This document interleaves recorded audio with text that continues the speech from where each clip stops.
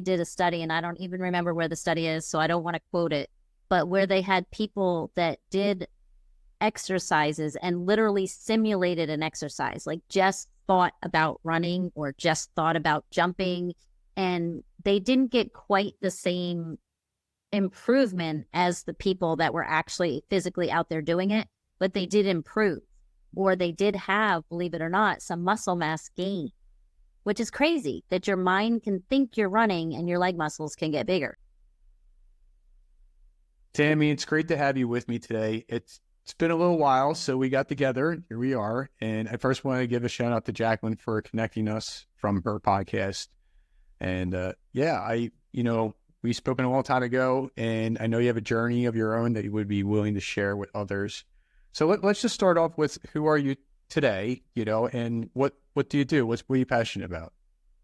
So right now I'm on this mission to help as many people as possible that grew up in complete and total utter dysfunction kind of heal from that, to get past, to take back. Best way to put it is really just take back control of their lives, get to figure out who they are, what they love, and know that they're worth doing whatever it takes to do it. That's good. And so like, what would you say is a dysfunction then? Well, most of the people that I deal with are people that grew up with either addicted parents or homelessness or divorce and like violent family atmospheres and just addiction, alcoholism, all kinds of family dysfunction. And it doesn't really matter the type of dysfunction. At the end of the day, it does the same thing to a child's psyche. It really just ingrains them with all of these negative self-concepts and limiting beliefs and bad coping mechanisms and coping skills. And then we bring that into adulthood with us. And sometimes you don't even know that there's something better out there. You just assume that whatever you're living is how it's supposed to be. Mm-hmm. And it's most certainly not. But until someone kind of wakes you up or makes you aware, you think it's okay. And you just go through there's something called the laundry list that's literally 14 characteristics that children in those environments acquire. And pretty much everybody I talk to, they can check off about 12 of the 14. Wow. Okay.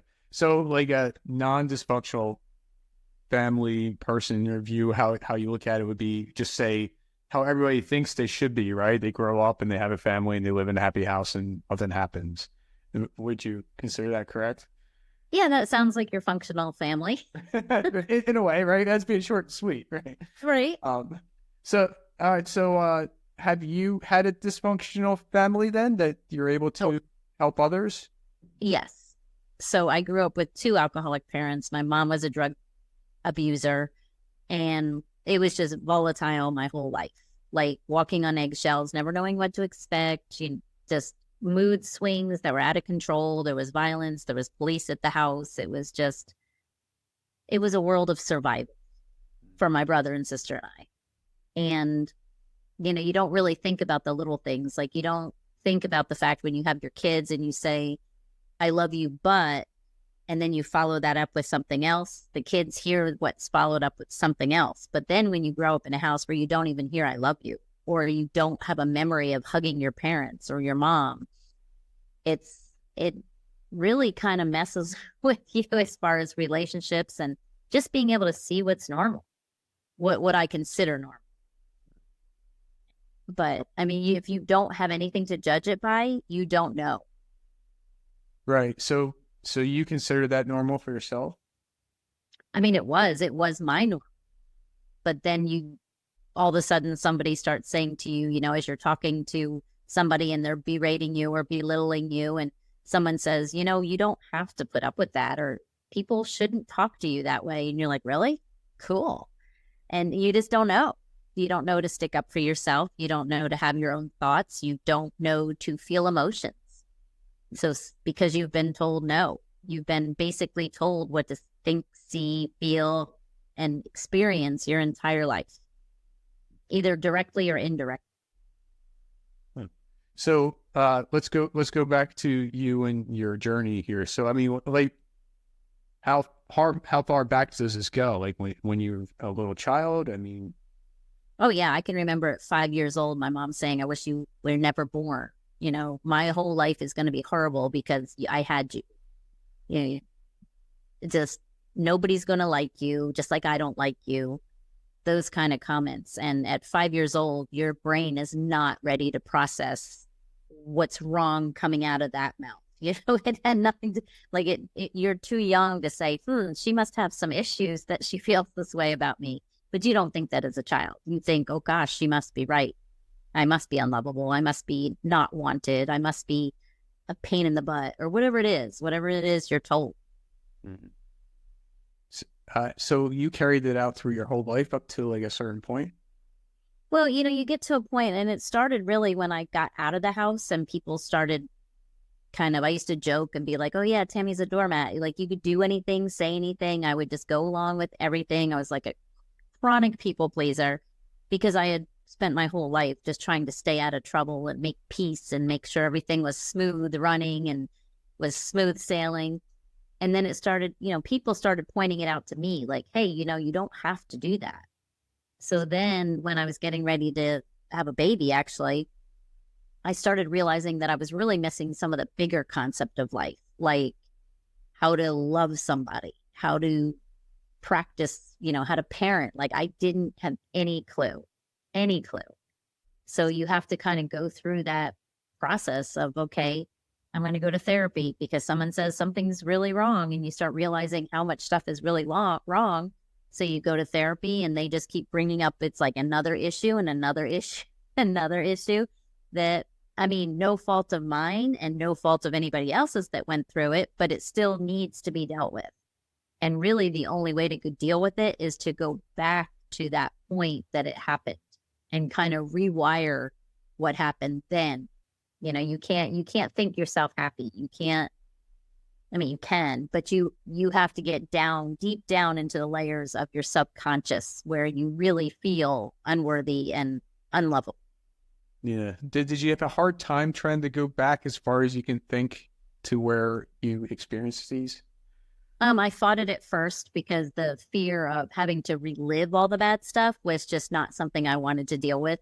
But then I finally found someone that was like, no, you don't necessarily have to go back and relive it. You just have to go back and name it and kind of sit with it. And whether I went through like 6 years of self-guided early child work. And that was literally going back and like reconnecting with the inner child work. I don't know why I said early child work, but going back and literally reconnecting with that 5 or 6 year old self and sitting with it and having conversations with it, writing letters to it, and really just giving that inner person, because it's that inner child that is literally dictating your actions and your reactions. So even though like you've heard of positive affirmations, everybody knows positive affirmations. And it's like I can say all I want to myself, I am lovable, I am worthy, I am good. But at the end of the day, when you have to react or you go to react or somebody looks at you funny, it's your subconscious mind and all of those limiting and horrible beliefs about yourself that actually bursts forward.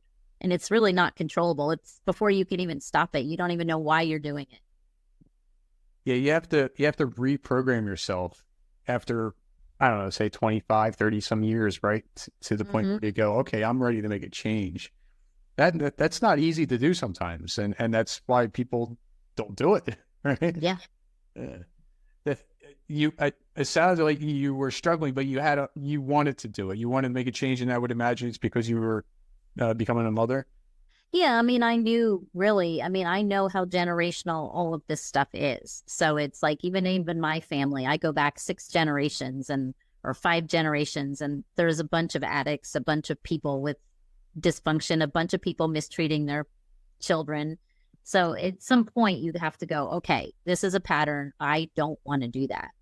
And unfortunately, just doing the opposite of everything that was done is not the answer either. Because then you end up overcompensating and still not having good habits and good skills and good communication and all of that stuff that goes along with it.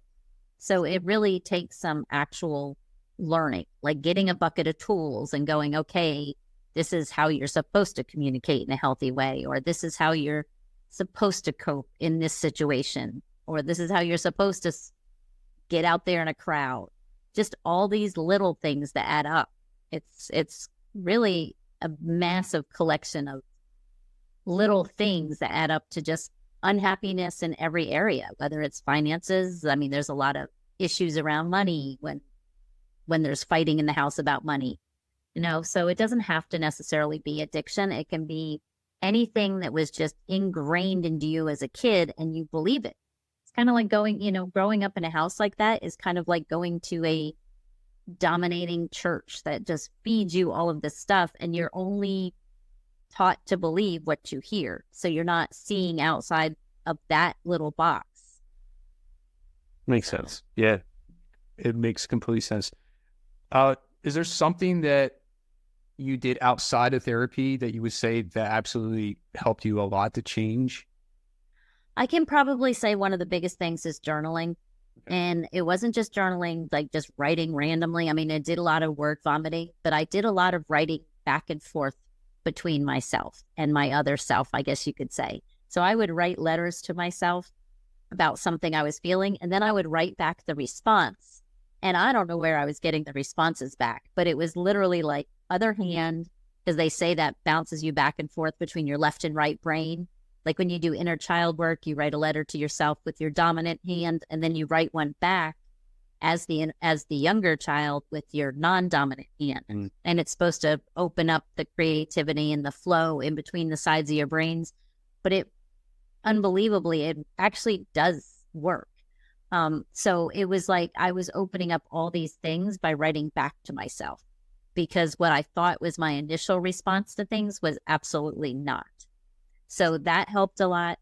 I did a lot of inner child work, which was a lot of going back and like I said, sitting with that little child and giving it the love and attention it needed. And a lot of this is not stuff, I mean, it's stuff that I went to therapy for, but it's also stuff that was self-guided, because you can read about inner child. You can buy an inner child workbook and it will walk you through the steps of how to do this. But I did EMDR, which is like a rapid eye movement where you're literally looking back and forth and just getting your brain to open up to different areas that are kind of locked up, I guess you could say, opening up more neural pathways and just really opening things up. But honestly, if I had to say, I could honestly say that I think the journaling was the biggest step in the right direction. Okay. I've heard journaling a lot, but I have never heard it the way you explained it. So if we could just touch on that just a little bit more. So would you say that you were like brain dumping, just going off on one page, asking yourself questions, or telling yourself something? Sometimes I would just, come home and be like, okay, so I started realizing I had to be very self-aware of what I was thinking, because I realized that I was snapping and not just acting like I should be. So I would be aware of something that was going on. Let's say I snapped at someone at work and I didn't know why I did that. I would go home and be like, why did you do that? And I would just start writing. And I would be like, why would you snap at someone when they weren't mean to you? And I would write something back. Well, because they did this. And then it was like, so it's kind of like you say, when you want to get to your why do you do things? You ask a couple times. I would literally go back and forth 6 or 7 times, because I didn't truly felt like I would get to the real why until I kept going back.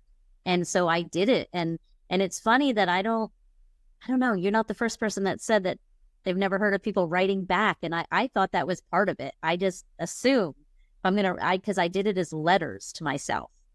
So I assumed that if you write a letter to yourself, you're going to get some kind of response, I guess. So I would write the response. And again, that was all, I don't know where it was coming from, because I would just start writing. And I would sit back sometimes and not read it for maybe a week. And then I would go back and read it and be like, that makes sense. Like, I get it now.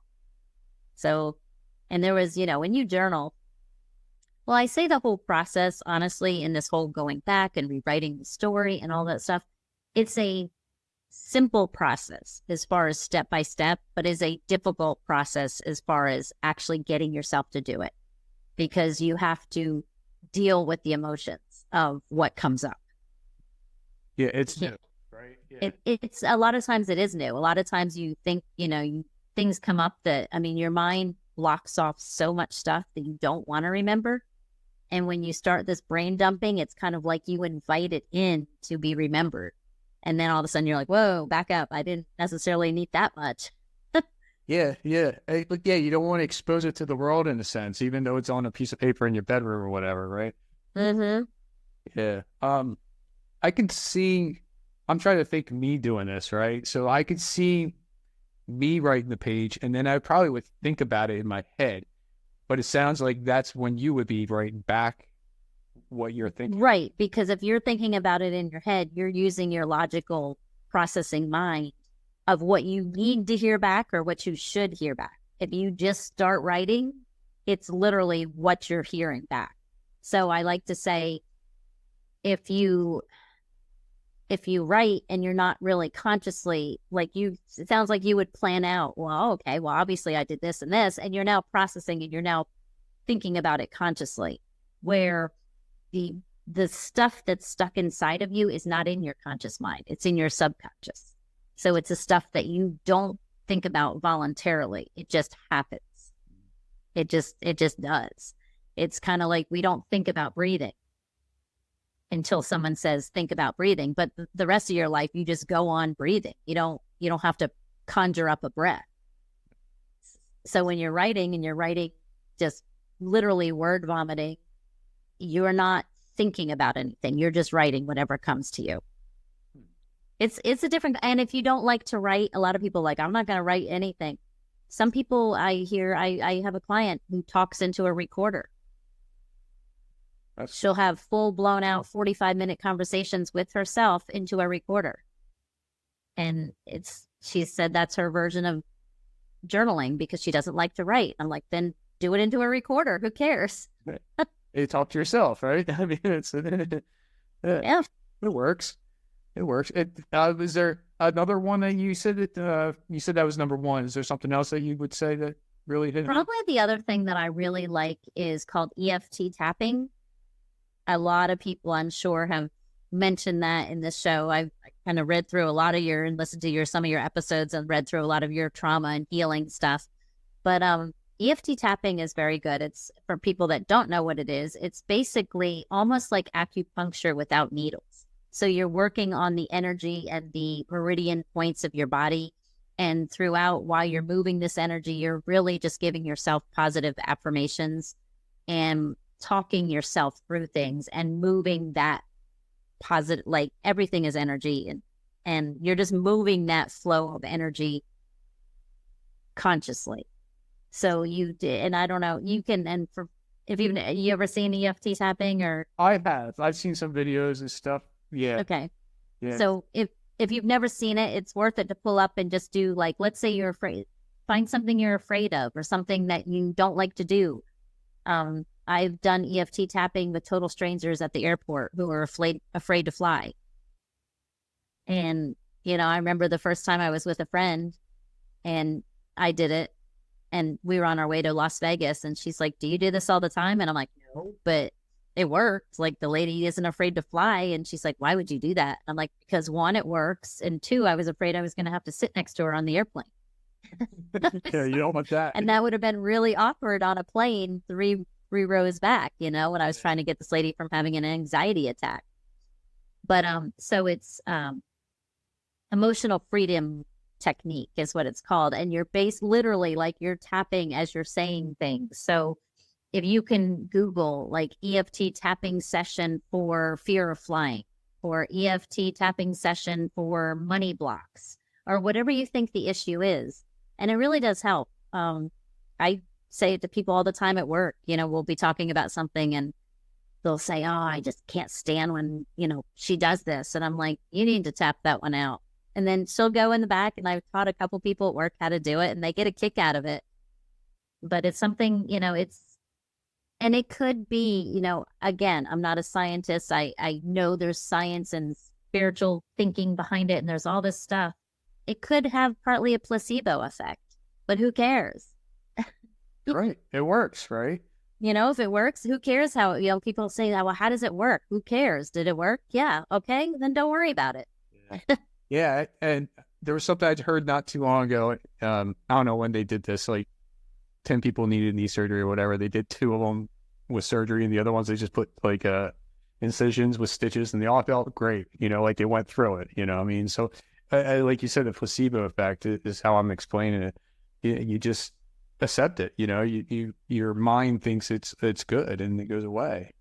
Your mind is so miraculous, and people, it's there to protect you. And that's why it's like it builds up this stuff. But it can also be pretty easily tricked, if that makes sense. Yep. Because they literally did a study, and I don't even remember where the study is, so I don't want to quote it, but where they had people that did exercises and literally simulated an exercise, like just thought about running or just thought about jumping, and they didn't get quite the same improvement as the people that were actually physically out there doing it, but they did improve, or they did have, believe it or not, some muscle mass gain, which is crazy that your mind can think you're running and your leg muscles can get bigger.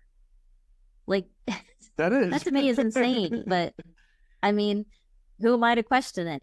So like I said, the mind is very powerful, and it's like, that's what the old saying, what you think about, you bring about. And I'm not one of those, I don't know, I don't want to say anything kind of weird there, but you know what I mean? But it's very powerful, and it can be easily tricked.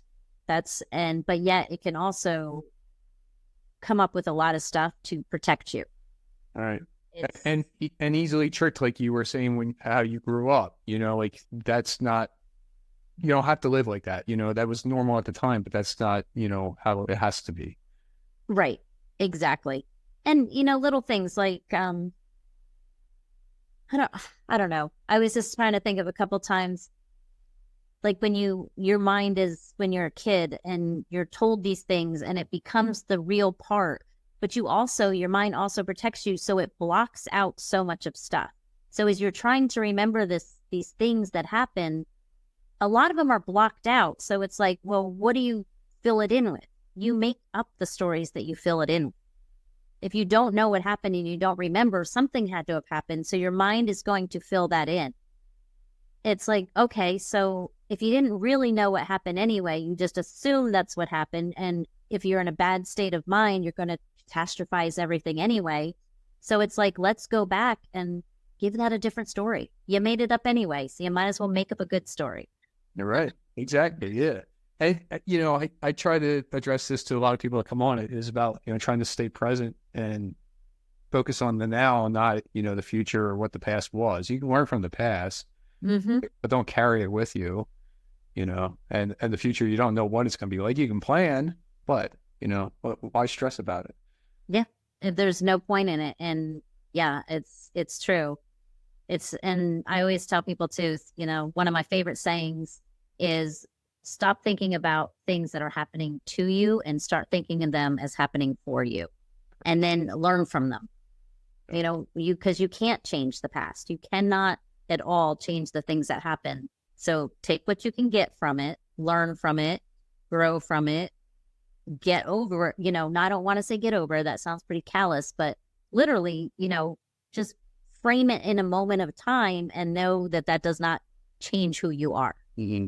Yeah. I have my dogs visiting. I see them. How cute. Yeah. Yeah. So so you went through an abusive relationship, childhood, and you grew up, you had a child. And so you changed how you were raising your children, I would imagine, for child. Oh yeah. I don't know how many you have, but, what would you say the outcome is with you in the relationship with your children as when you were a child? What difference is there? 100%. You learned a lot of stuff. You implemented a lot of stuff, I'm sure. Yep. And they know, like they know what I'm doing now. They know I coach children, and adult children that went through what I went through. So I didn't have to, I don't need to fill in all the gory details for them, but they know, and they also understand the patterns of addiction and the fact that they are prone. And, we've talked about all that. We've talked about why I, got into weird relationships, and I've been very open with them. So I think it's good because you need that. You can't just, if you decide, okay, I'm going to be the cycle breaker, I'm going to be the one that doesn't let this continue on. They still, I mean, trauma changes your DNA. So even though I would never have had to pick up a drink, even though I did, but I would never have had to do that for them to still technically have the characteristics of an alcoholic, if that makes sense. Yeah. I mean, that's why they say it's a family disease. There's no escaping the patterns that it creates in the family. So being open about that, I think, has made a big difference. That's good. That's good. Yeah. And, I don't want to say my father was abusive or anything, but he did drink a lot. And ultimately, I'm sure it led to his death. But yeah, so it's something I've phased out. I don't do it anymore. And, I can see it reflected in my children too, that, they're not picking it up and thinking that's my life. I revolve around that because I don't. Yeah. So, I mean, that's a shift of you learning something and carrying it over and showing your children, and then they can decide on their own, right? But they know that that if you're not doing it, then it's probably wrong. It's not the best thing for you. Yeah. And I walk, I'm not like anti-alcohol. I'm just aware. Be aware and be safe, and know that there is, there's a reason that people drink. Like, I don't think necessarily that you drink because, like, become an alcoholic because it's a physical need to start with. It's you're doing it to bury something or suppress something or deal with something or numb something. And that's how it starts. So it's like, if you let them know that, but you can't just say, just don't ever do it. That makes them want to do it that much more. Or like, well, what's the big deal? I can drink. That's a big one on people that are in the cycle of the family cycle, that they're like, kind of like they want to prove someone wrong. Well, just because they drank too much doesn't mean I'm going to. And it's really, it's got really nothing to do with it, but, and like I've had people say, I was just on a podcast the other day and we talked about the difference between physical sobriety and emotional sobriety. And just because you stop drinking does not mean that you alleviate or wipe out any of the physical or the mental, mental, emotional aspect of why you started drinking in the first place. Yeah. Okay. Yeah, that's interesting. I'd never even heard of that. I like that. Tammy, what is the best way for somebody to connect with you so they can work with you or hear more about you, and maybe they could seek out some advice? Probably the best thing is just go to my website. It's just my name, tammyvincent.com. And you can just go on there. You can reach out, talk to me. I have a link to my podcast on there, which is called Adult Child of Dysfunction. And you can go on there. You can go get there's a free course on there, a class. And yeah, just reach out and ask questions. I'm an open book. There you go. I like it. So I have one question I ask all my guests. What are 3 key things you've learned and used along your journey? 1, have an attitude of gratitude. That if you're not grateful for all the little things, that you're going to really, really struggle. The second is, like I said, don't think that things are happening to you. Think that they're happening for you. And that way you can grow with every lesson. And the third, I would say, is that it doesn't matter what happened in the past. It doesn't define you. And you are 100%, none of it was your fault. And you are 100% worthy and good and divine and amazing. And you deserve every bit of happiness. I love it. That's great. Yeah. And they're all good because, I totally agree with being grateful. I'll write down 3 things every morning that I'm grateful for. And the for you, not to you. It's funny because it just came up in another episode. I just had somebody on, and they shared the same thing, and it's great. I love it. So I love hearing the same stuff over and over again time after time, because it gives you a better clarification that, yeah, you're on the right path. This is what's really meant to be, and carry it out. Yeah. So thank you, Tammy. I appreciate it. I appreciate you sharing your journey. coming on here and sharing what you do for other people and, you know, getting through abusive relationships or alcoholism or whatever it is, you know, so thank you very much. Well, thank you for having me. I appreciate it. And thanks to all the listeners out there for listening and supporting you. You're welcome. Thank you.